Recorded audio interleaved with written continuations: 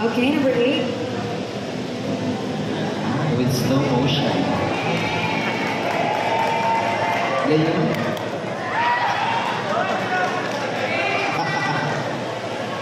Ayan.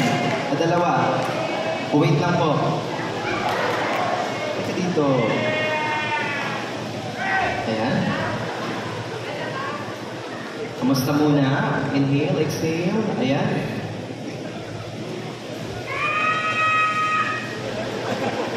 Wala pa po. Happy birthday, Candy Faith. This is your question. How should the Philippine government address the increasing issue of online disinformation and fake news? Again, how should the Philippine government address the increasing issue of online disinformation and fake news? Thank you so much for that very important question. Well, for me, the government is really have the power to make a change within our society. And for them to able to address this social issue is for giving especially a immediate solution and providing an article on a law regarding on this.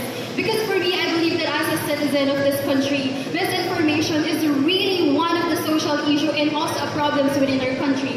Because fake news, and also it provides a misinformation and disinformation for everybody. It is because it causes a negative impact to the information and also to the perspective of one another. At the same time, fake news is really disturbing in a way that it causes a false information towards the health, towards the education, and even in politics.